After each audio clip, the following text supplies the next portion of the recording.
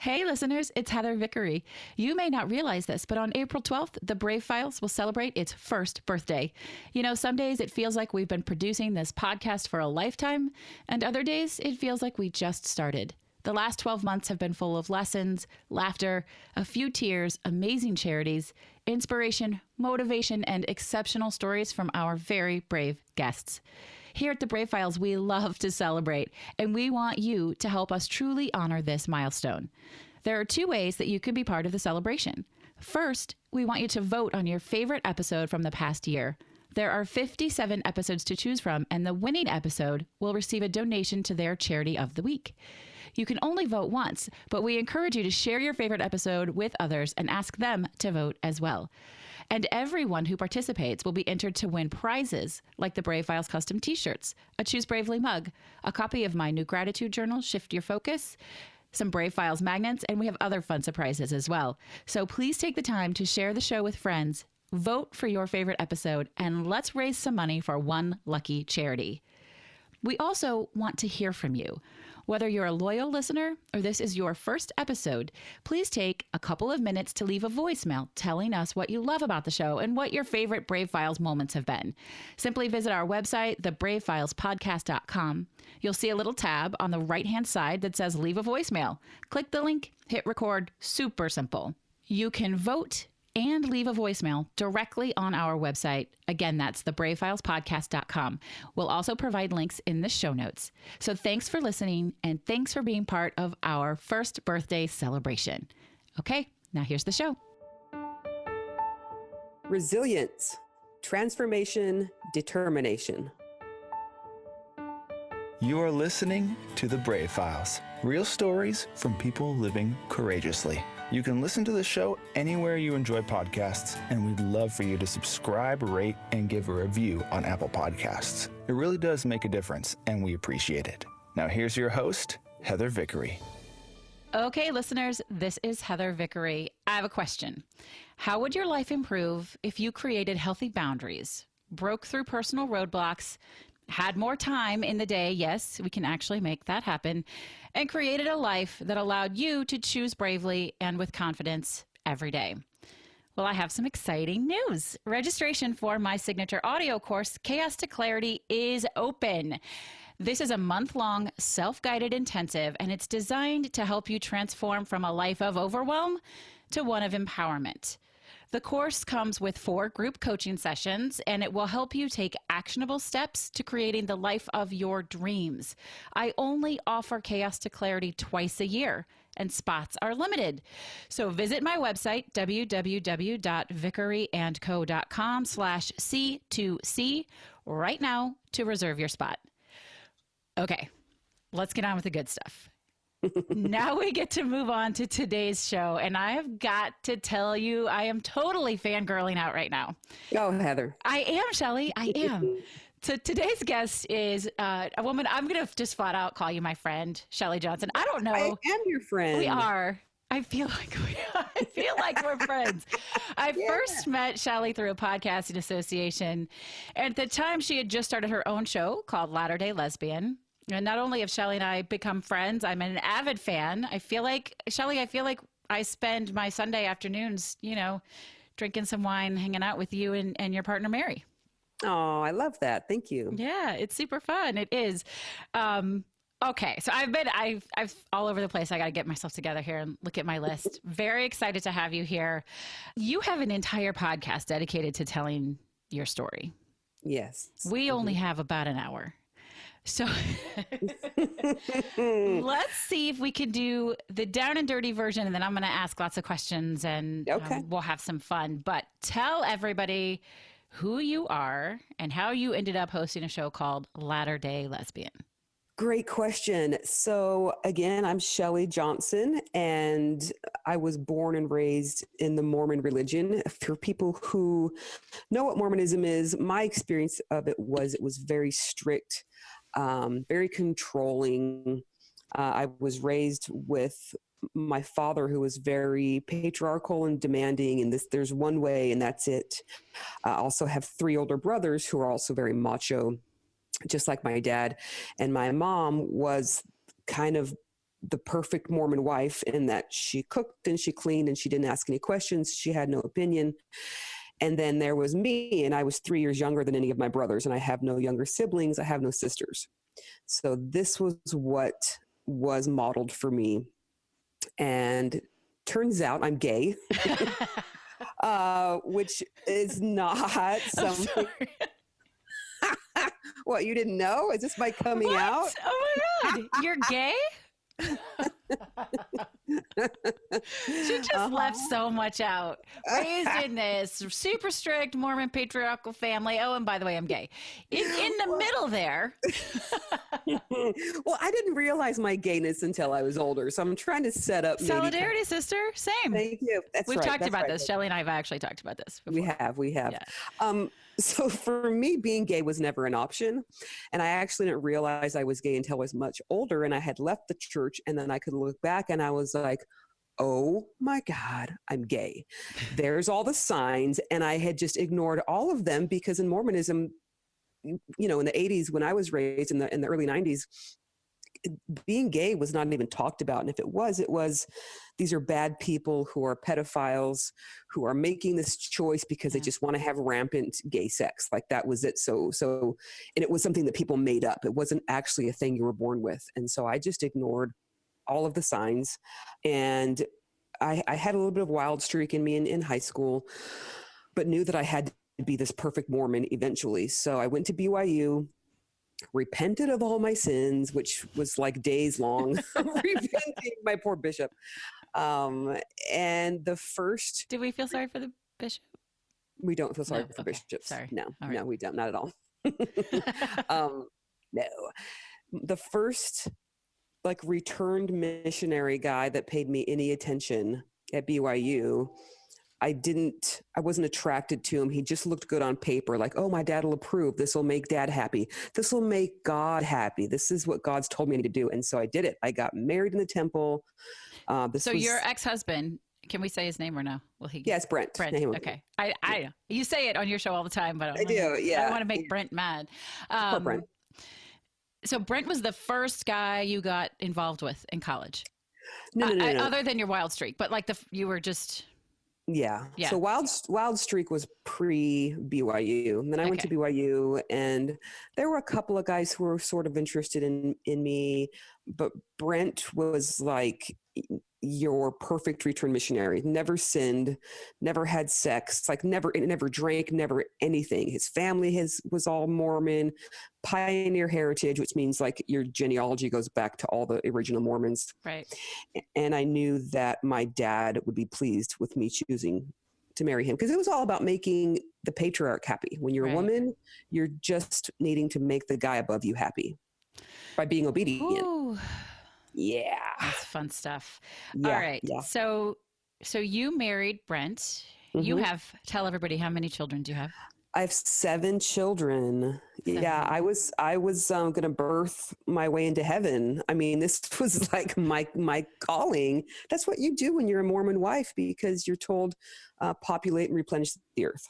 Right. And so I was told that was my divine calling. Interesting. I love my kids, but I'm not a kid person. I never would have chosen on my own free will to have a bunch of kids. It's just not, it's very hard for me being a mom of that many kids, but that was what God wanted me to do according to my religion. And so that's what I did. Okay. Really random question. Did you have easy pregnancies? Very. Well, it was easy to get pregnant. I had two miscarriages, so 9 total pregnancies. But I was never the type that was throwing up all day. They weren't. See, that was me. That's why I asked. I have 4, and people are like, "You did that 4 times?" And I'm like, "Man, it must have been easy peasy to have 7. You must have just been born to breed." Yeah. Oh, I was a breeder. The hard part for me was not being pregnant or the labor and deliveries. It was just raising them and the sleepless nights. You know this. It's hard. Kids, it was brutal for me. Yeah. Yeah. Mm-hmm. I remember in one of your first episodes of your show, you say, "Kids, mommy loves you. I promise, I love you." Yes. Oh yeah. Because I knew. I appreciated that.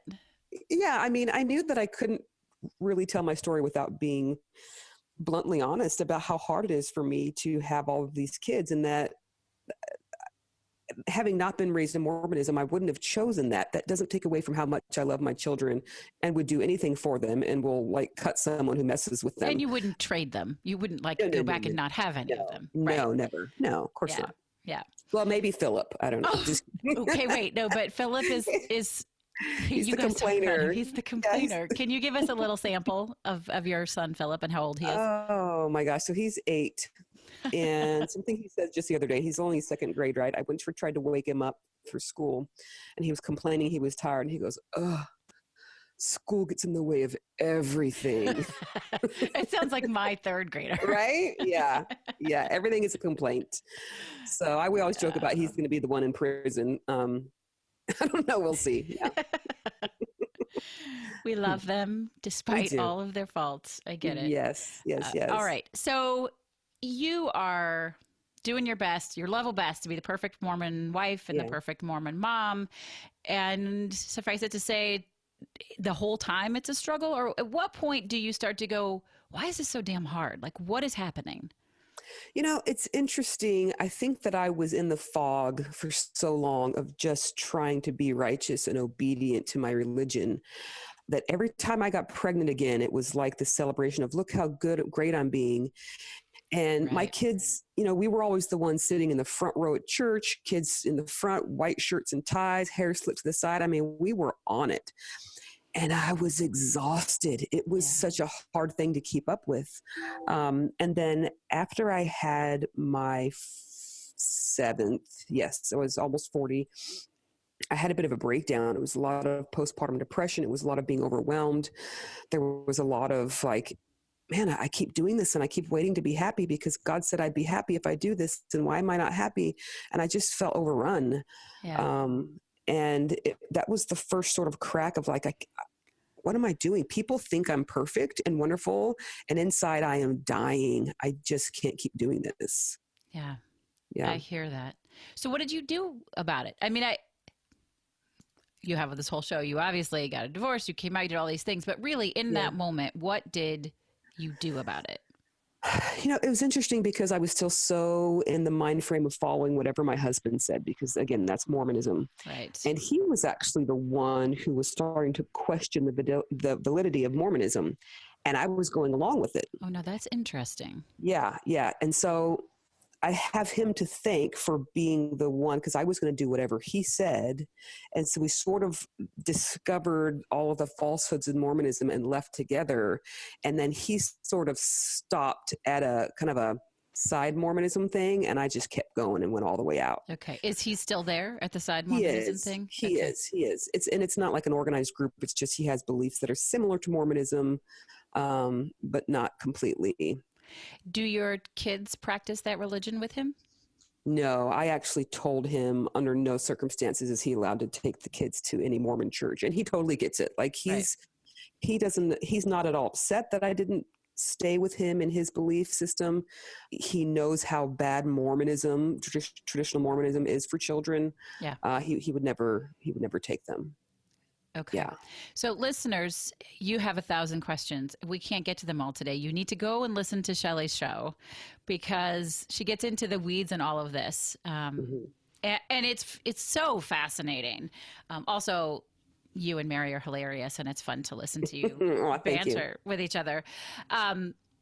One of the it was over a course of several episodes, but one of the things I found most interesting is as you're starting to question and pull away and you're needing to sort of relax and self-medicate, you had a beer. And I did. Mormons, so can you go over the quick list of things, foods and beverages that are not to be consumed in a proper Mormon family? So according to Mormonism, God told Joseph Smith that you are not allowed to have coffee, tea, or alcohol. Can you have iced tea or just hot tea? No tea. Which is, and by the way, if you try to make sense of it, you won't. Because it doesn't make sense. Soda? Is it caffeine? Well, here's the thing: is they used to say that it was caffeine, but you know, all sorts of the Mormons are hooked on Mountain Dew and Diet Coke. So Okay. then they said, well, no, it's just the hot drinks are bad for you Oh. because it was specifically called hot drinks, and then it was interpreted as coffee and tea. But you can't have cold coffee either, so it doesn't matter. It But doesn't you make sense. can have hot chocolate. You can have scalding hot chocolate, and nobody cares. I'm It makes no sorry. sense. There's No. a great line that your partner Mary says in almost every episode, which is like, I'm starting to think that this whole thing is fake. It's all made up. Yes. It does. It's Can I just say it's so fun having my partner be my co-host because she was never Mormon, and so it blows her mind. I mean, there not one episode goes by where she's like, "Oh my god, what are you? This has to be fake," because it is. It's a little wacky. It's a little wacky. It's interesting. And I should go on the record as saying I don't know every single one of my listeners. If I have Mormon listeners out there, we are not speaking to your experience. We are speaking Exactly. to Shelly's experience. And in no way are we passing judgment on your decisions. We're just sharing Shelly's experience. Sure, completely. And my family's all still Mormon. My parents, my ex's family, they're all still Mormon. But back to the beer question you had. Yes. So I knew what alcohol was because I had had alcohol when I was early in college before I went to BYU and in high school. And I remember having a conversation with Brent saying, I'm just so stressed out. I'm just so anxious. I just want to relax a little. I feel like I'm at the edge of this cliff and I'm about to blow up at any second. If I could just have a beer. And he said, have a beer. And I go, what are you talking about? He goes, listen, I've researched the word of wisdom. That's the health code that says don't have coffee, tea, alcohol. I researched this and they got it all wrong. It's not supposed to be beer. Beer is actually good for you. So have a beer. I don't care. Good for you. Could be up for debate, but maybe not against God. I don't know. Maybe not a sin against God. Yeah. So I did that. I went and got a beer, and Brent actually got a beer too, and he drank it. It was a Heineken. He almost threw up, and he had never had alcohol. Reminds me of college. I know. I don't remember I think mine was a Heineken too, and I didn't care. I just wanted to take that edge off. And it helped. And I'm not saying medicate with alcohol, please, listeners. That's not what I'm saying. But for me, it took that little edge off. Right. But then what's so fascinating to me is you felt so guilty about having the beer that you promptly followed good Mormon tradition and went and confessed this. Is it? Do you refer to it as a sin? Is that the term? Yeah. Oh, for sure. Okay. So here was the crazy thing about that.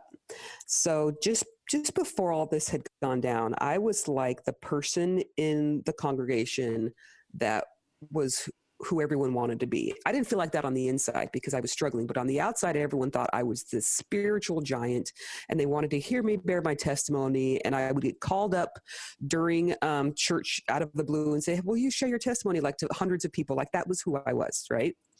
And this is only a few weeks later when I'm dealing with the beer issue. And I go and I talk to my bishop and I told him about my struggles, and I thought he would understand. I told him about my anxiety, my everything, and I said that I have a beer once or twice a week. And he looked at me like I just said, I kill puppies and kittens in my spare time. Like that was the look he gave me. He said, I need your temple recommend. So to explain that. Yeah, I was like, what does a temple recommend? Yeah. Which actually recently I got to see one in person. We'll have to get that in a second. Oh, yeah, we got to chat about that for sure. I should have kept mine so I could sell it on eBay. I'm sure people do that these days. Anyway, so when you're a Mormon, you're not the best Mormon you can be unless you are temple worthy, which means if you can go through the temple, you can be saved. So anything less than that, you're going to hell. So it's a very big deal. And in order to be allowed in the temple, you have to pass these questions. It's about sexual, morality and blah, blah, blah. Do you associate with people who are against the church? Do you agree that the prophet, it speaks for God? But one of them is, do you obey the word of wisdom? So clearly by me having a beer, I'm no longer obeying the word of wisdom. And which by the way, so he said, I need your temple recommend. I'm backtracking. And I was kind of shocked. I said, well, why? I mean, like, I'm struggling with some things right now. I need to be able to go into the temple and meditate and pray. And if there's any place I need to be, it's there. Why would you take that from me? I said, it's not like, I mean, it's like 1 or 2 beers a week. Would you rather that I get hooked on some kind of over-the-counter drugs or, prescription? And again, nothing against prescription. Which is preferable, right? To put you on medication to deal with your depression and anxiety. Yes. Over any other. Okay. I asked, I said, would you rather that I have to take Xanax multiple times a day? And he said, yes, like that was approved. Okay. But 2 beers a week, not approved. So because of 2 beers a week with like a 4% alcohol, I could no longer be saved. It's not just you can't go to the special building. I am no longer worthy to be saved. Can you then rectify that, or is it done? You can. You can. So he chose not to, understandably. But I did choose not to because it really pissed me off. Because it seems so ridiculous. It's like, here I was in this vulnerable moment and pleading for help with my situation. And it was like, nope, give me your temple recommend. You're a sinner. He also said things like, when your kids find out that you drink, then they'll think it's okay to drink and they'll start drinking and driving when they're 16. And that's a big leap. Yeah. That's the thing with Mormonism. There is a big leap. Once you have a drink, because we took our cause up to the next level, which is the stake president, who's the leader above the bishop. Okay. And he told me when I said, why can't I go in the temple? And he said, oh, well, should we let heroin users in the temple as well? Yeah. Like that was the comparison. So and then of course there are the churches that do let heroin users in to give them refuge and comfort and shelter and help them not be heroin users. Exactly. Side note. Okay. It was a good side note. I liked it. This feels like a really random question to me, but I've been wanting to ask you this since I spent a week in Salt Lake City a couple weeks ago. I did the tour of Temple Square. I am unclear. Is the big temple that's there at Temple Square, is that the temple y'all are talking about? Or are there temples everywhere? What's the difference in a temple and a church? So a church is where it's your local meeting house where you go on Sundays to meet together. And anyone can go. Any Mormon can go. To there. It's like where you take the sacrament and you have Sunday school. But the temple is like the huge building in Salt Lake City. That's the Salt Lake City temple. There's also a temple. There's probably one in Chicago if you looked it up. Not that they'd let you in. Well, that was the one building I didn't get to tour. That's for sure. Yeah, they will not let you in there. It's nothing special. They're all over the place. There's hundreds of them. Okay. All right. I wasn't sure if that was like the Mecca, like the goal was to go there, or if they were spread out. Well, we did the tour. You probably know this, but I found it fascinating because so many people ask questions. There is a complete like replica. Have you seen this? So you can go in and like this beautiful detail. It's like tiny little miniature dollhouse of what the inside of the temple looks like. And we were given a tour by 2 young women. They were both American that gave us the tour. And you could tell they were super bummed that God had assigned them to Salt Lake City. Totally. Oh my God. You have no idea the embarrassment of kids who get sent to Utah or Idaho. They're like, no. Yeah. Does it ever occur to them? Are they like being punished and they don't know it? Because obviously God doesn't decide where to send people on missions. God doesn't decide. Do you think that there's any recognition of like, well, who did I piss off in my church that they signed me up for Utah? I wish that people did think that it was random people signing them up, but they actually think it comes from God. So when you are a kid and you get sent to like Boise, Idaho, or Salt Lake City, Utah, you feel like, well, shit, I guess I'm not as valiant as the people who are getting sent to Russia or, Finland or some foreign nation. Yeah. Right. Well, they were very, very, very nice. I felt a little Stepford Wives-ish. Do you know that reference? Do my listeners know? Are you all old enough to know Stepford? I think you are. But yeah, in front of the temple, people had so many questions. It wasn't just me. I wasn't grilling them, I promise. But that one of the young women pulled out her temple recommend. And I was like, man, you could just make this. It was just like a piece of paper that was laminated. I'm like, this is not even as secure as a driver's license. I could. Yeah, no, they're at least barcoded now. When I first started going, they weren't even barcoded. You could just like borrow your buddies and go in. Nice. If you weren't worthy and your buddy was, you just take his. So after I left this tour, And I was chatting with some friends that I'd made in the tour. No one that does the tour is Mormon, of course.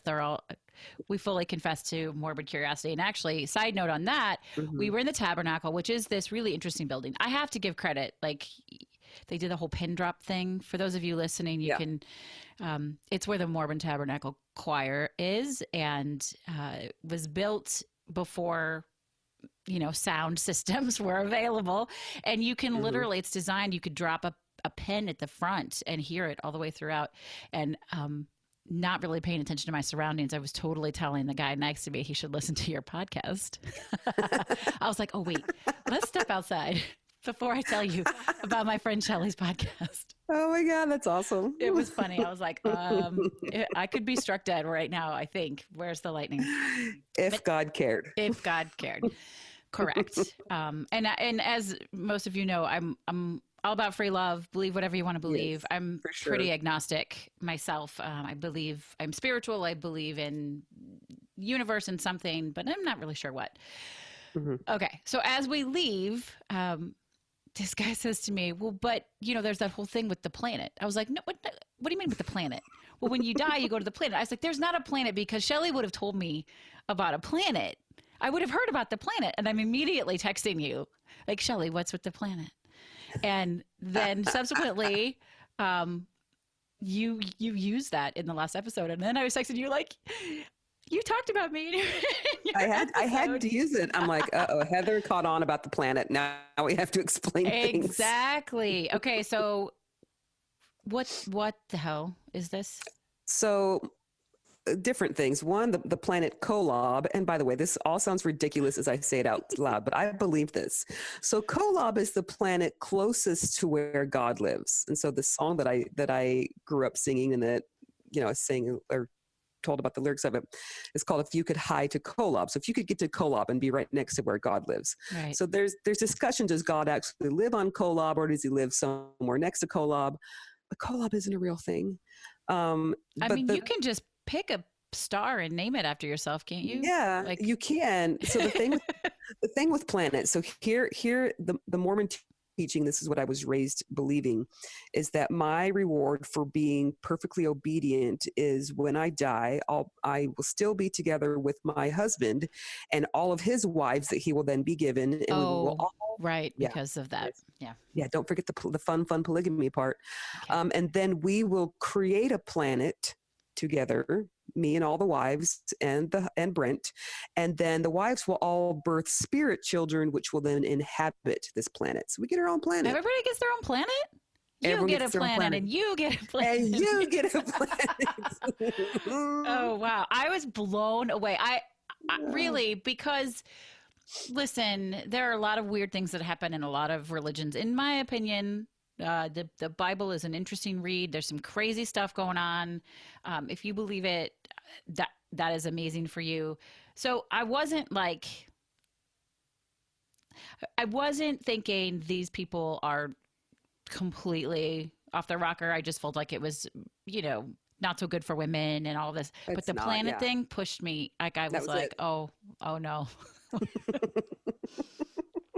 Okay. Yeah. It's funny how many times during my podcast I'm reciting things that I learned in Mormonism, and then I catch myself listening and I'm going, oh my gosh, how does anyone think that I'm sane? Like I believed all of this stuff.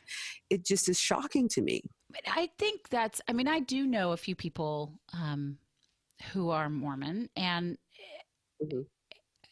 they don't talk about it. Right? Like y'all don't, and you are not Mormon anymore, but it's something that is very kept inside. It's not publicized because somebody somewhere knows the people are going to go, you do what now? Yeah. I mean, if missionaries knocked on your door and were like, hey, Heather, you want your own planet and be next to Kolob, you and your bunch of sister wives and your husband, you'd be like, I'm good. Thank you, though. Slam the door. Yeah. So instead, they will come at you with the more nice parts of Mormonism without revealing the parts that are, in my opinion, very disturbing and very patriarchal and sexist and racist, in my opinion. Yeah. One thing that you said in one of your episodes that I really admired, talking about the missionaries, is if these kids knock on your door, let them in. Because I'm all Yeah. like, wait, it's Jehovah's Witness, if it's Mormon, I'm like not home. Like ducking behind the door, like I am not home. Tell us why we should let them in. I think that a lot, oh, I know this. I know that a lot of kids go on missions out of pressure. If you are a boy in the Mormon church, age 18, 19, 20, and you're not on a mission, you are looked down upon. You're looked at like, well, why aren't you on a mission? Is it because you had premarital sex? Is it because you blah, blah, blah? Like you're a sinner. Yeah. They have a hard time dating. So they just go. Whether they believe it or not, they go. And even the ones who do believe it, they only believe it because this is what they were raised in. And Right. so it's this big honor. You're like, well, the boys are supposed to go on missions, period. The girls go just because they want to, or they feel like, well, I'm not getting married, I should probably go on a mission. Anyway, these are kids out there. These are brainwashed kids away from home. Up until a few months ago, they weren't even allowed to call home except for on Christmas and Mother's Day. That's crazy. Yeah, very separated from their family, thrown into that sounds like mental abuse to me. Yeah, Emotional totally. abuse. Yeah. Absolutely. Mhm. Absolutely. And so a lot of them are homesick. A lot of them suffer from depression and anxiety because of the situation that they're in. They are supposed to work from sun up to sundown. It's very, very strict rules. You have to deal with living with someone that you don't know. You have to deal with rejection. And I'm like, you don't have to let him in and say, yeah, tell me all about your religion, but you can let him in and say, I don't really want to know, but would you like a sandwich? But not a cup of coffee. They're going to say no. But not. Sorry. Yes, and sure as hell not a beer. Sandwich and a hot chocolate. Yeah. As hot as you want to make it. Sorry. But I liked that. I appreciated that. Like, listen, they're still young kids. It's hard work. They might just want to sit for a minute. Yeah. And I will say this, everyone was very nice. And I suspect they're not going to, come in and browbeat you. My ex-husband has a cousin. They were, as a family, they were on a mission in Africa. This was several years ago. Like at this point, probably close to 20 years ago. And they'd been there for a couple of weeks, and the conversion was not, they're evangelical, born again Christian. Yeah. The conversion was not going the way they wanted it to go. And at one point, his cousin turned to one of the local tribe members and said, "Are you going to take Jesus Christ as your Lord and Savior or what?" That's one way to get them. I know. So I don't think that these young men on their mission are going to do that to you, because that's not the Mormon way. Right. They will try to serve you into submission practically. No, they're nice. They're told to be nice. At the same time, I feel bad for them because they're brainwashed. I have a niece on a mission right now, and a niece that just came home from a mission. And I feel for these girls. It's like, and also these poor girls that are out there, all the boys.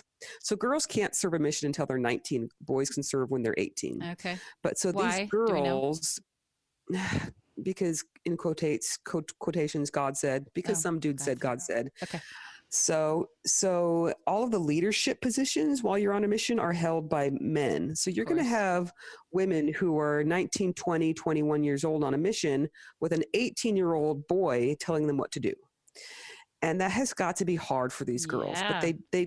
But that's the patriarchy. Women don't get to hold a position of authority above any men in Mormonism. The men hold all the authoritative positions above women. So these young girls out there being told what to do from go, my heart breaks for them. So if they come knocking on your door, just be nice. Just be nice to them. Yeah.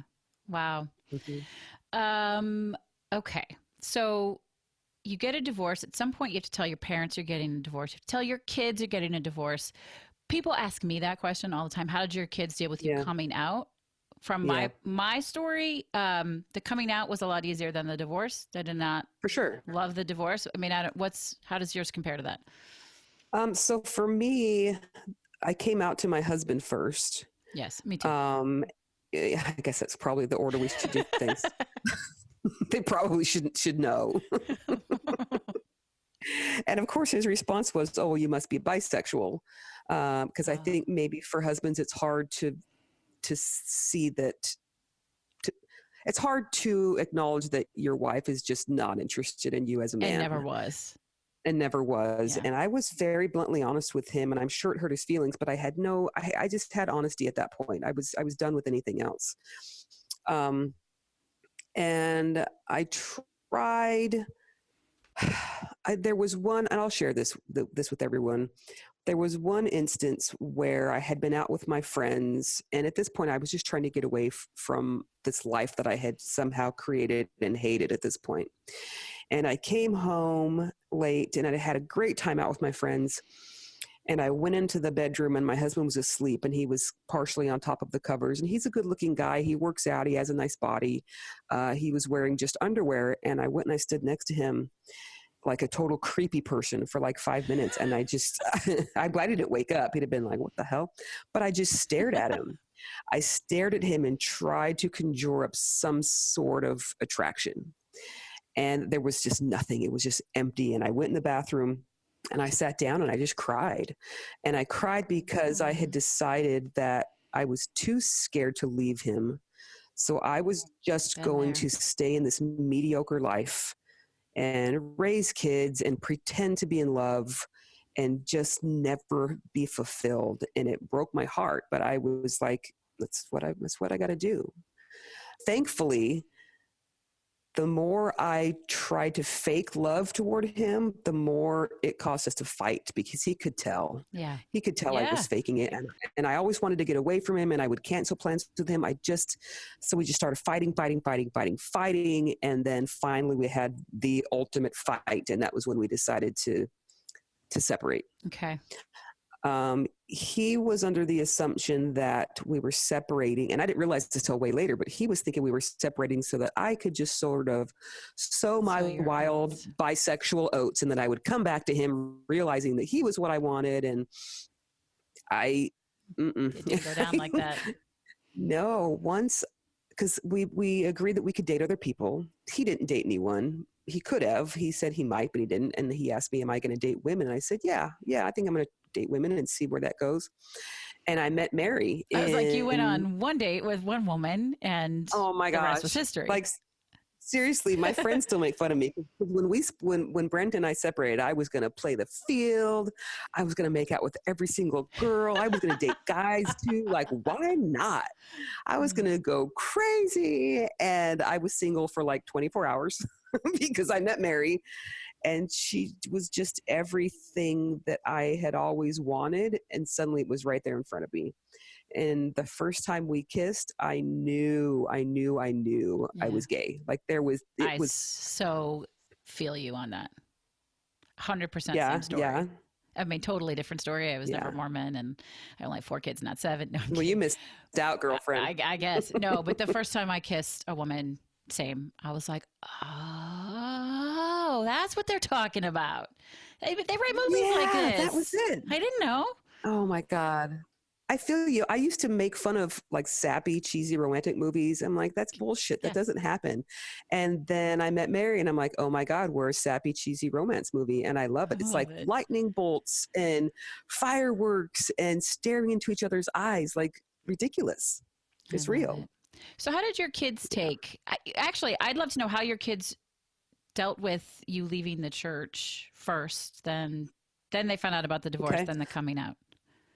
Yeah. Yeah. We just threw it all at them. Yeah. I mean, Yeah. Yes. Sink or swim, kids. Correct. That's right. The kids were fine with leaving the church. The older 2 boys, they probably would have been like 14 and 12 at the time. They didn't care. They weren't that into it anyway. Church is very boring. Right. It's 3 hours long. I can't think of any kids who actually want to go. So when we were kind of saying we're not going, they were totally fine with it. My daughter, on the other hand, she was fine with not going, but she had already had those few years in young women's, which is like the girls' portion of the teenagers that they teach the girls. And she'd already been taught that all these modesty lessons. So it's like, if you show your shoulders, you're being immodest. You're pornography to boys. If boys masturbate or if boys whatever, it's your fault because you showed too much skin. And so she had already had these things drilled into her head. I know. It took a while to get that out of her head. And I apologize to her over and over for allowing that to be taught to her. but I didn't know any better. Like that was what I was raised into. Yeah. So the first summer I stopped wearing my garments, which is the Mormon underwear, what people know of it as. I have a little And it looks note like, here. did you know about this, The Heather? magic underwear. That's what Okay. I've always heard. But The magic underwear. to be fair, prior to you, I got all of my Mormon knowledge from the Book of Mormon. So the musical. Oh, You okay. haven't So seen it. You talked about yeah. this. I'm actually going to see it next week. Next Thursday. I Yep, can't it's wait coming up. because you said we are so derailing here. I want to go back, but you had said that Okay. you don't like musicals, but that you would see this one. And Right. I can't wait to hear what you think. And I just taken my daughter to see it, who's 14. Don't judge me, people. She loves theater. She is now obsessed. She wants to hear everything you talk about. She's like, send me pictures of the Mormons when you're in Salt Lake City. And I tried. My favorite song from the show is called Turn It Off. And I tried to get permission to play a clip for you on this interview, and I can't get it. So I'm about to sing it because I can't wait for you to watch this. But they're talking about turning off your gay feelings. Okay. So he says, turn it off like a light switch, just go click. It's a cool little Mormon trick. We do it all the time. When you're feeling certain feels that just don't feel right, treat those pisky feelings like a reading light and turn them off. Oh, God, that's fantastic. So there you go. Now I don't even sing have to for go all see of the you. show. Oh, you do. Oh, you I so love do. it. I will.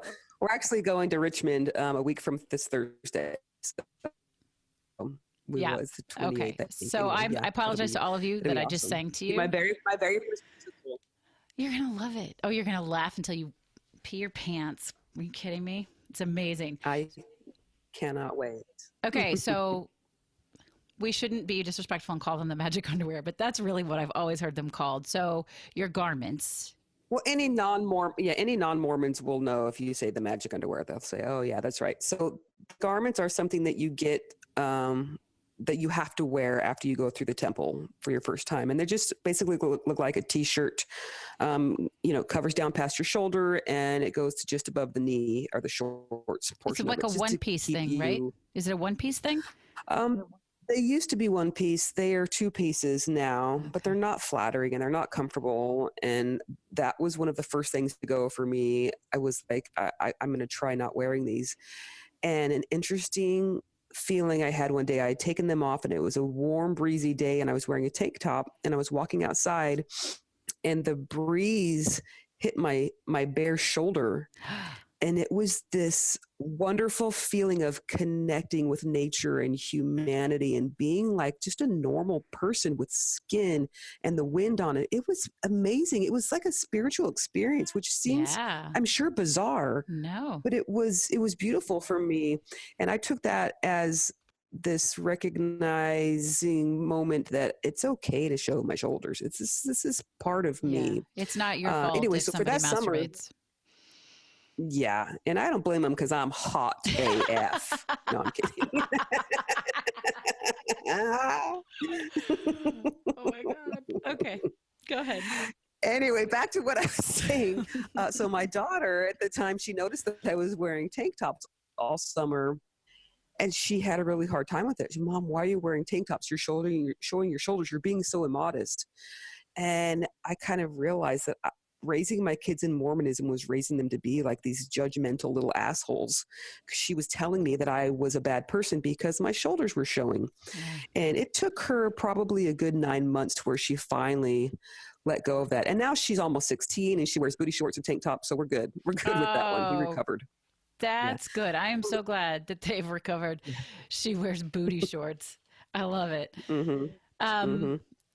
So they handle it all. Kids have no recollection. Yeah. The younger ones, I don't think they ever even remember being Mormon because they were a lot younger. So living with them was not hard. It was. What is your schedule like with the kids? So they live primarily with their dad, with Brent, and he lives about 8 minutes away from where Mary and I live. In the mornings, I wake up, I drive over there, I get them breakfast, and I get them to school. And then I go pick them up after school and bring them back to Brent's, and we usually hang out, play cards or something. And then I come back and do my thing at my place with Mary. But we do sleepovers over here all the time. We still go on family vacations with Brent and the kids and myself and Mary. You know, we tried to make it as easy as we could on the kids. I know that traditionally the kids staying with the dad is kind of looked down on. At least it is in my upbringing, because, you know, you're the mom, you should be with the kids. Yeah, there's a lot of that but this just works better for us. It really does. Yeah. Well, he had the big house and Yeah. all of that. And I needed a break. Yeah. It actually works great because I don't, since I can come and go, I don't have to be around the chaos so much to where it gets my anxiety levels up to where I'm going to lose my shit. So my relationship with my kids is fantastic now. They only get awesome, fun mom who wants to play and go to movies and stuff. Whereas before, I was so overwhelmed and I had all these kids in diapers and I was just trying not to kill them day in, day out. You know, I totally get that. I have learned to have a much better stay in the moment perspective. I have my kids 50% of the time and they're with their dad 50% of the time. But I do go over and drop them off at school and pick them up from school every day because I work from home and I have that flexibility and he doesn't. Gotcha. So there is that. I ask this question. I never ask questions from shame or judgment, and I know that you know that. Do you miss bedtime though, ever? Because I actually, well, when it's not complete chaos, because sometimes I just want to throw myself out a window, but that like sweet, quiet, watching them sort of sleep and sneaking out of bed thing.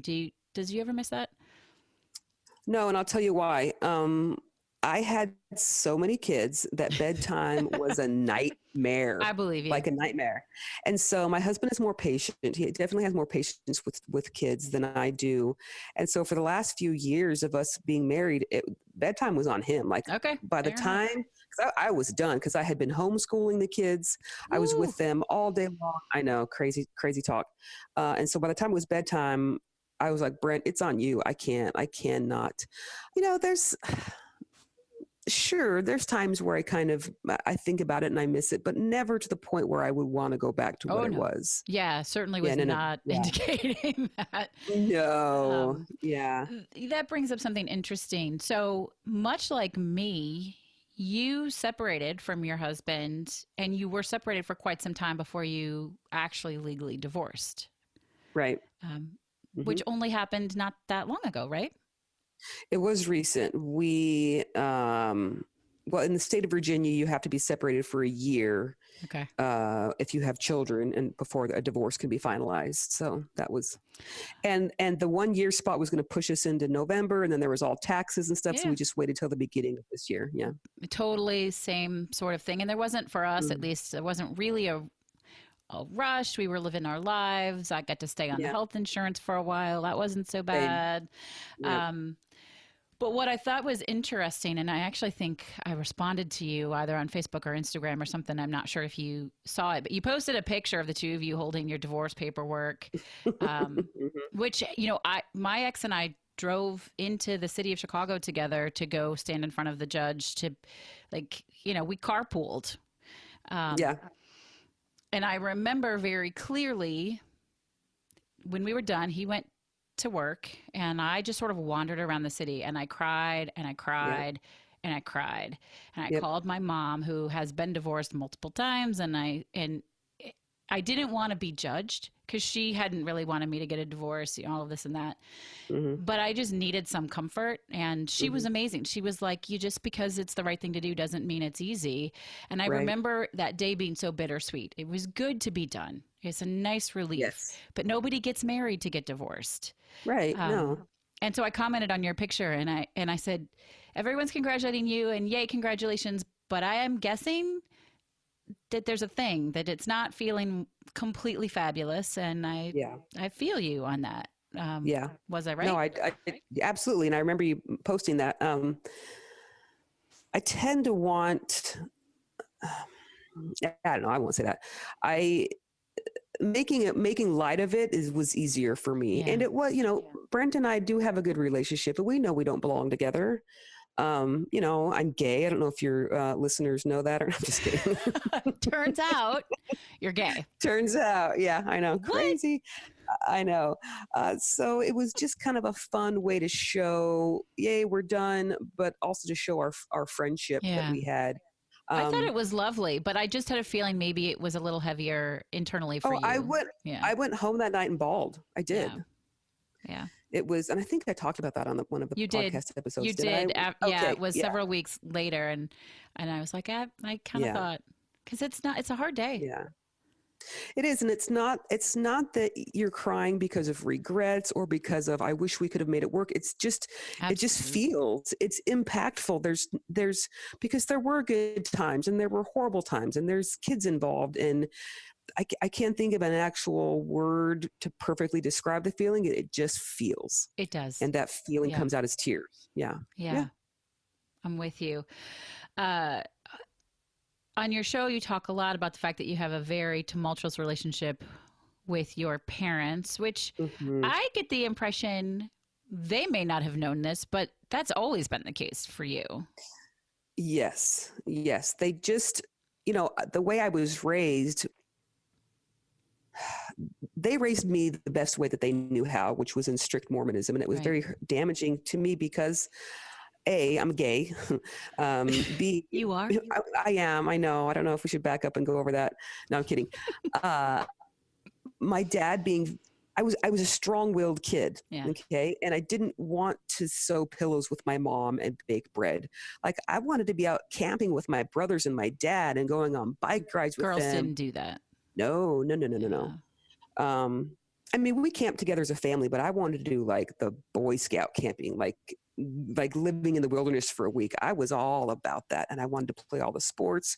Oh, you're a better lesbian than me. I don't want to camp and be outside. And no. Well, I don't anymore. Like I've learned that I love my bed and I don't need running all the water. If there is no attached running water, I'm not in. Period. I'm all about cabin camping with a toilet, like in your, I can do that. For sure. Yeah. No, I'm not about camping now. But as a kid, I wanted to do all the boy stuff because in Mormonism, being male is the better gender. You get to do all the cool things. You make all the choices for everyone. You are closer to God because you have the priesthood. So being a girl, I hated it.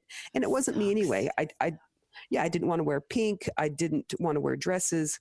I wanted to do all of the boy stuff. So every time I attempted a kind of a boy thing and I was made fun of by my dad and my brothers, they were just joking around, but that hurt me every time because it came across as me as, oh, you dumb little girl, go sew a blanket. That's how it felt every time. Angry.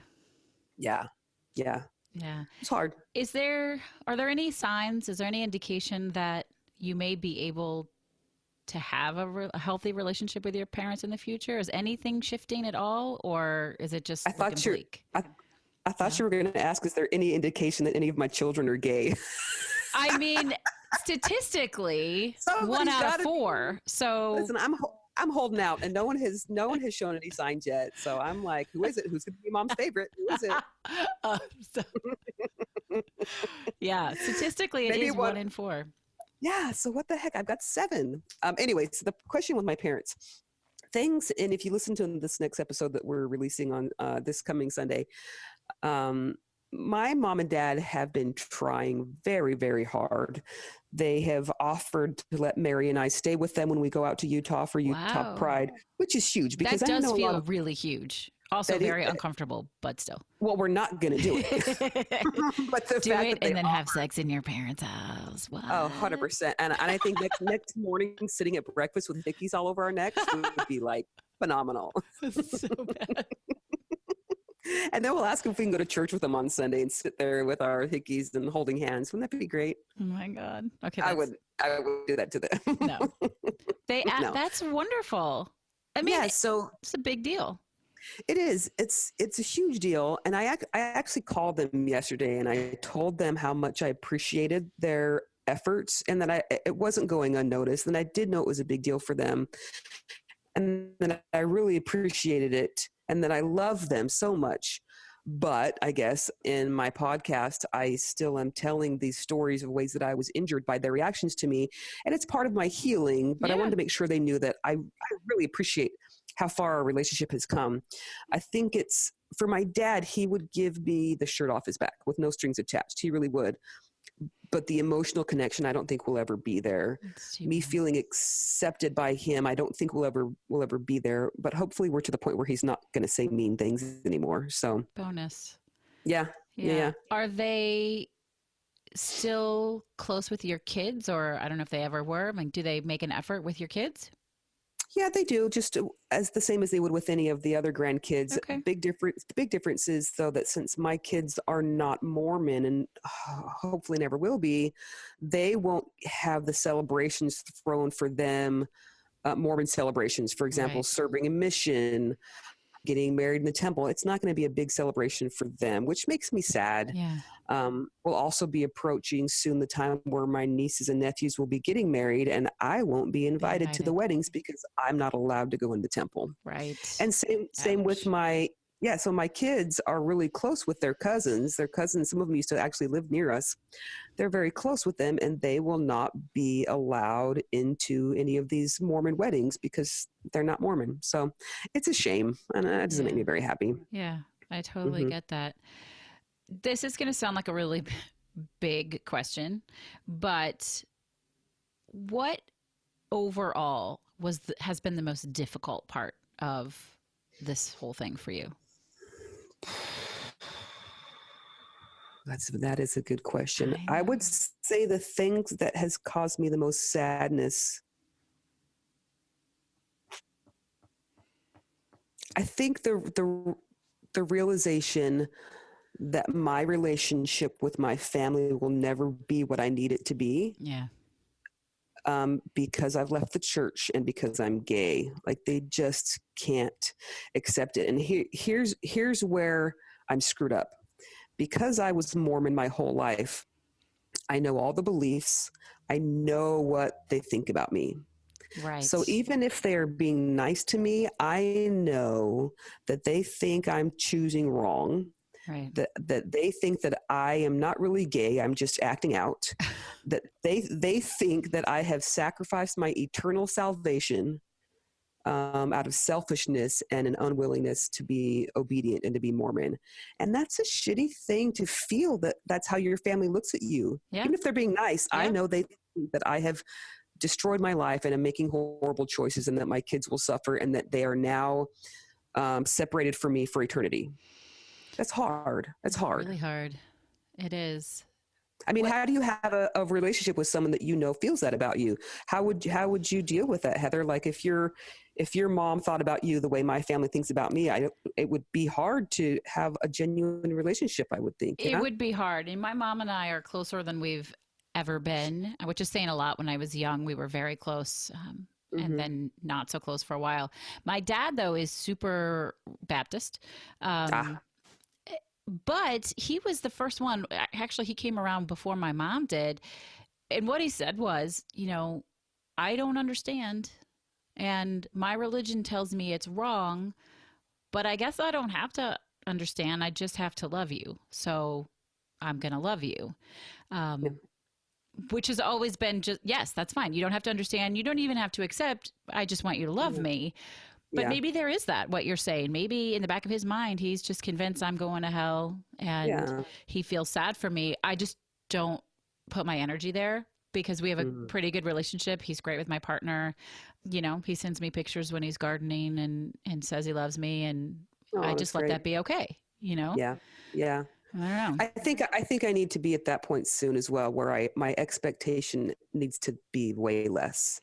Because also, as being the youngest in the family and the only girl, I just wanted my brothers and my dad to think that I was smart, strong, capable, funny. Like, I needed them to accept me. And at this point, I know that will never happen because of their religion. And I need to just say, who cares? Bag it. As long as they're nice to me and I'm nice to them, if that's as good as it gets, that needs to be enough, Yeah, my dad, God love him, we were good buddies growing up. He wasn't much of an actual parent. My parents divorced when I was an infant, and I was disappointed a lot most of my childhood. And at one point in college, I made the conscious decision that he was never going to be able to give me more that he was giving me at that time.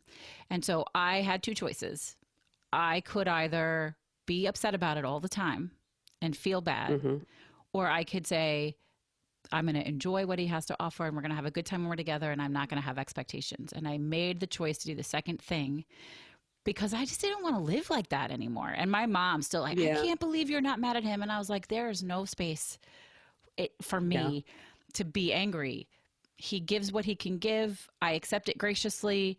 I give back what I can give. And I can't do anything else with it than that. So there's a lot of freedom in that. Yeah, that's true. Do you find, and here I am interviewing you now. Interview me. It's okay. I can tell you. You should have me as a guest on your show. Absolutely. But you have to be gay. I'm gay. I'm just not a former Mormon. That's okay.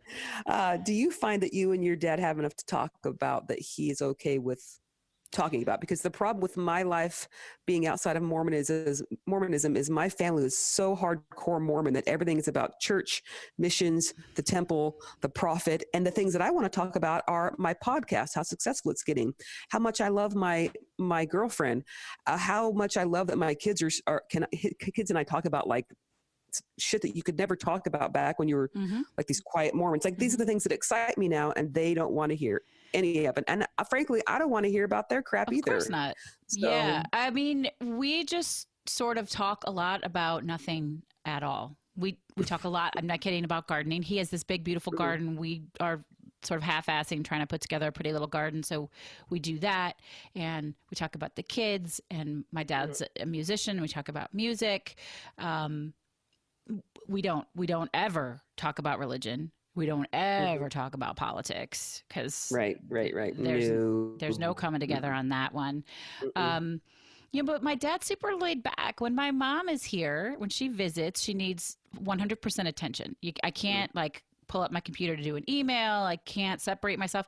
My dad will say, hey, I'm going to go lay in the bed and take a nap, or you want to just sit next to each other and read, so he doesn't require a lot. We just don't talk about those things. And maybe for some folks, because it's so, surface level, it would be disappointing. But again, he's great with my kids. We laugh. We have a good time. Yeah. He's the only dad I've got. I shouldn't say that. I have a stepdad who I love and adore, and he's an amazing, amazing father. So he's not the only dad I've got, but he's the only birth father I've got. And I just make it work. Yeah. I just make it work. But so, yeah, I mean, I don't know. You'd have to find things you could talk about. Right. No, I totally see that. And I try to bring I don't know. I guess to me, it doesn't make sense why my family can't be excited about the success of my podcast, because it's still a success. Is something that I'm working very hard on. But because of the nature of the podcast, they are not going to acknowledge it. They feel attacked. I just have to find something else. Maybe we'll talk about, I don't know. I mean, I don't know. I would think that the thing is, your podcast is a success. You're like completely crushing it. I abandoned the words envy and jealousy last year. And when it comes to your download numbers, I have to like really think about, how do I want to say this? I aspire to have as many downloads as you guys do, Shelly. Oh, you're cute. And so maybe the challenge is for you to let all of the other outside encouragement be enough and not need it from them. But I understand how difficult that is. But I think if you could get yourself to that point, sure, you're the one that gets freedom. It doesn't really affect them. Right. It's true. So you're right. You are so right. Little coaching session for the day. Your check's in the mail. Okay. Yeah. Thanks. I appreciate that. What's been the biggest pleasant surprise other than Mary? Oh my God, Mary's amazing. For me, here we go. So leaving Mormonism. So being raised Mormon, I was taught to not hate, but look down on gay people. Yeah. To just judge everyone. Yeah. I mean, I was judging my own sexuality without even recognizing it. And so when I finally left Mormonism, it was like all of a sudden I could love everyone. Yeah. Because I didn't care what they looked like. I didn't care what church they went to. I didn't care if they were gay, straight, trans. It didn't matter. I just found myself loving everyone. Tattoos, earrings, didn't matter. And that felt so good. Yeah. And to like go to a coffee house, which is something that almost everyone does, And right? To drink the go to a coffee. coffee house and drink the coffee and sit there and drink. This is funny. I have a coffee mug tattoo on my calf. I love that, because And tattoos are also super bad, right? oh, Yeah. super bad. Okay. The reason I got that was because one of my big sort of public backing away from Mormonism was drinking coffee. And so when I got that tattoo, it signified my rebellion, but also my taking back my life, making my own choices. But the biggest thing for me was I was now doing something that most of the world does. I was no longer looking down at people who drink coffee. I was one of everyone. It's just this feeling of unity with people instead of this constant judgment of people. That has changed my life immensely. I love that. It's huge. Yeah, there are a lot of ways to change our perspective and to gain, this is going to sound cheesy AF, but to gain empowerment. Like to me, your little coffee tattoo is showing I'm in control of myself. I can step into my own power. Absolutely. And I think that's a beautiful thing and a reminder of your ability to do that. You're not stuck. Yes. Which is lovely. No, totally. I get to pick my life now. I never got to choose my life. My life in Mormonism was planned out for me. There's only one way to make God happy. And once I decided, I don't know if that's true, I'm going to pick my own life and make myself happy. Suddenly I found that I love people more and I enjoy life more and I have more to give, you know? Yeah, absolutely. I love that. I love it. I love it. I love it. Do you feel brave? Does this feel like a brave thing you've done? You know, it's funny. I have a hard time feeling brave. People tell me what I've done is brave. I kind of feel like I got to the point where I could do nothing else but do this. Like I understand that. I'm going to die if I stay in my situation. This, I can't do it anymore. And the more I sort of stepped outside of Mormonism, accepted my sexuality, which are brave things, but it seemed like little baby steps to me. Bravery is often little baby steps. Yeah. So maybe that's why I don't necessarily, if I look at it as a whole, oh, hell yeah, I'm brave, right? Like, yeah. But if I look at it day at a time, it's just little things. It's a little adjustments in my life of how I feel about myself, how I feel about others. You know, you look at it over a 4-year span, it's a huge change. Yeah. But day by day, it's just little turns toward being myself. I love that you just said that, because I tell people on the show all the time, it is the teeny tiny steps, the little bitty actions that create big change. And so, it's often not until you look back and go, holy shit, look what I did. Yeah. It's incredible. And you don't really know it at the time. You just have to move. You just have to get into action. Yeah. Absolutely. If you look at some of my really, really old Facebook pictures, you'll be like, oh my God, she was like this Molly Mormon little, you know, and then you look at me now and it's completely, my life is so different. And Mary tells me that all the time, because I get in spots where I feel a little stuck sometimes still. And Mary's like, look at your life. Look at how brave you are. Look at what you've done. No wonder sometimes you feel super overwhelmed. Your brain is trying to catch up with what you've done with your life at this point. And it can be hard to sort of deal with, because I've changed so much over the last couple of years.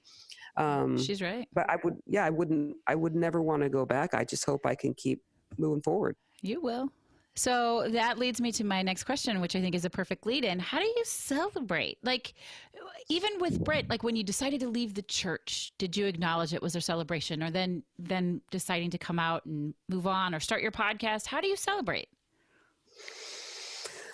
There was no celebrating leaving the church, because the family was just a mess, you know, because they knew we were leaving. I don't know how you really celebrate that.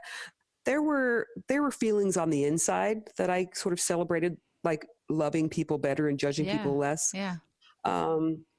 Every time I go out for drinks with some of my ex-Mormon friends, that's a celebration, because we're all like, oh my gosh, 2 years ago, we wouldn't be doing this. We'd be at home getting ready for church in the morning and bathing the kids and being stressed out. And so I think I celebrate a lot with people who have been through the same things as me.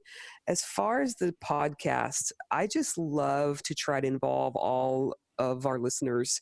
And so I'll post pictures of, me doing cheers with Mary and announcing how many download numbers we have. And we're actually going to, when we hit 50,000, which should be pretty soon. I was like, probably tomorrow. I don't know. Yeah, it's gonna be real soon. We want to, we want to tell like all the local people. I know it's nuts. I never thought it would be this. I was hoping to get like 100 listeners over a few months. I mean, I had no idea how many people are in my same situation, how many Mormons are stuck because they're gay and they're married.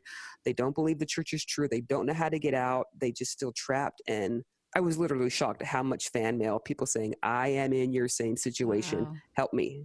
Yeah.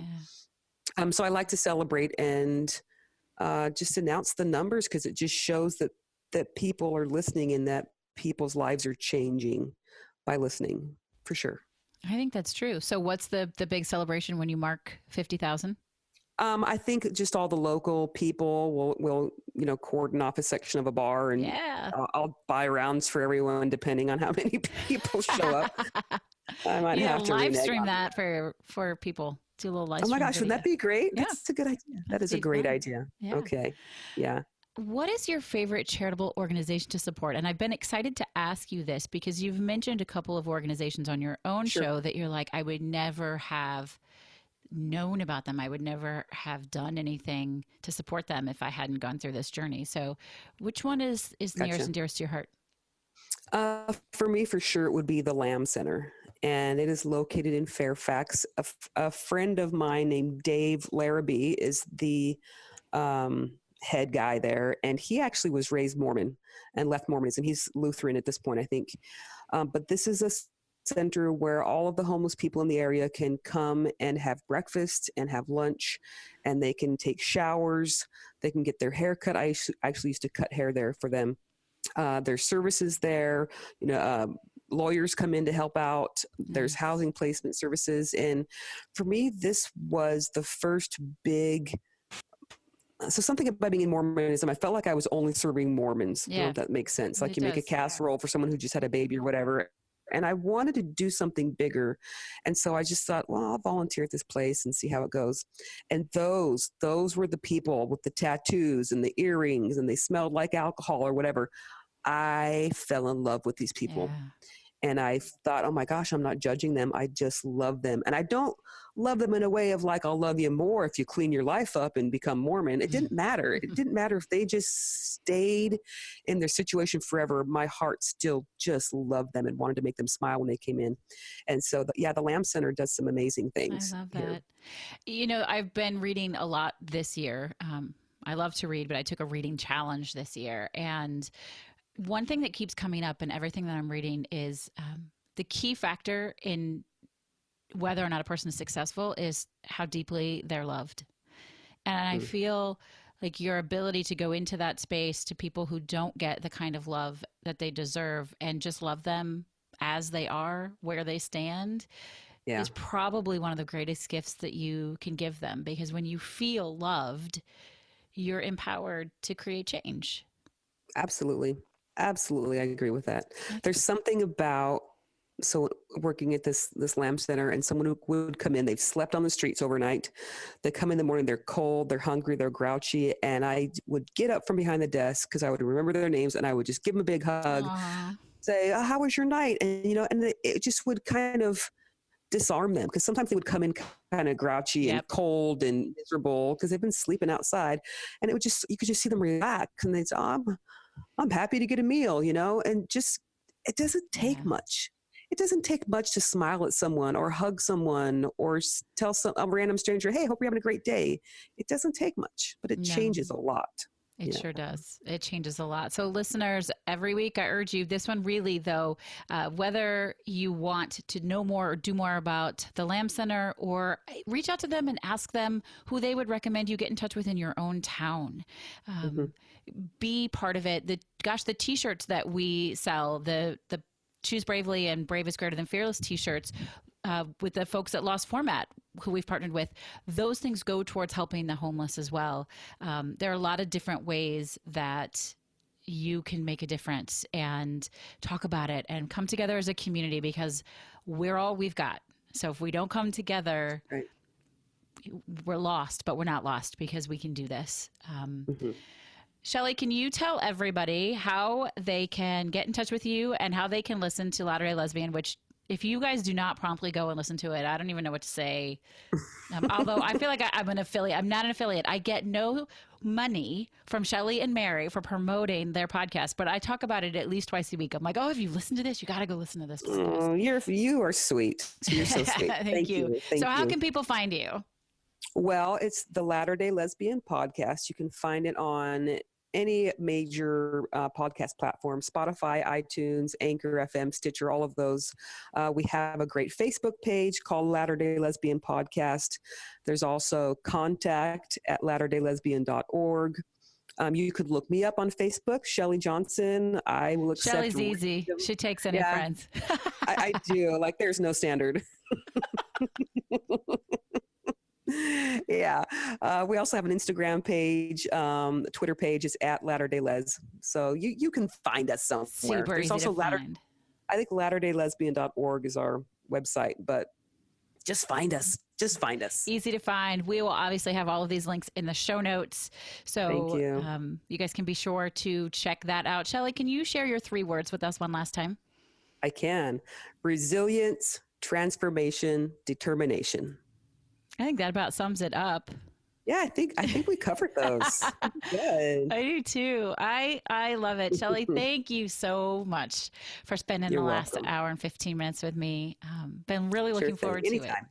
Well, thanks. That is that's exciting. I think there's so much for people to take away. You don't have to have been Mormon or any religion and felt that it didn't work for you, that you were oppressed to come out. Yeah. It's just a good time to remind people that just because life doesn't currently look like you want it to, don't give up.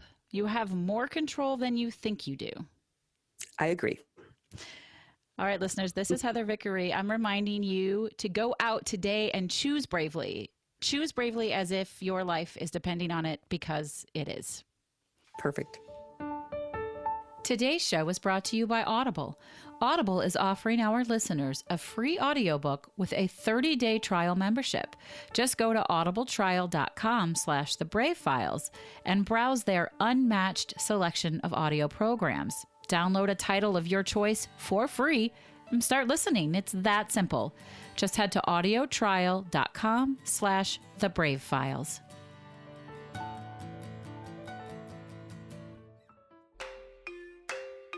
The Brave Files is proudly supported by Lost Format Apparel, a socially conscious clothing company. You already know that homelessness is a huge problem. Over 500,000 Americans are living without shelter and millions more without consistent access to everyday basics. My friends at Lost Format know that solving homelessness is a much larger problem than any one company or person can solve on their own. It requires teamwork, sacrifice, strength, and building communities through personal and professional relationships. And isn't that exactly what the Brave Files podcast is all about? That's why I'm proud to say that the Brave Files has partnered with Lost Format, and together we're working to change the face of consumerism in addressing homelessness. You can now get one of 2 fantastic shirts custom designed specifically for the Brave Files. Each order goes towards providing necessities to the homeless. We have one shirt that, of course, says "Choose Bravely," and another that reminds you that brave is always greater than fearless. Head on over to vickeryandco.com/store to see both beautiful shirts and to check out the entire product line from Lost Format. All of their stuff is super soft and comfortable and has an amazing fit. Use promo code BRAVE to get 10% off of your Brave Files custom t-shirts. And if you have an order over $30, your shipping is free. I choose bravely to take the plunge to help solve homelessness. Are you with me? Thank you for listening to The Brave Files. Be sure to visit thebravefilespodcast.com to access the show notes and discover fantastic bonus content. Music composed and produced by Matt Lewis of Union Music, LLC.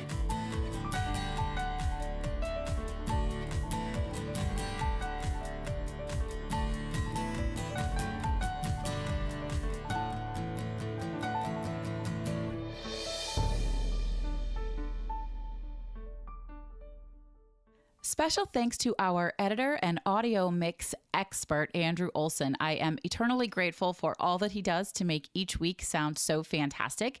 You can hear more of Andrew's work at findandrewolson.com.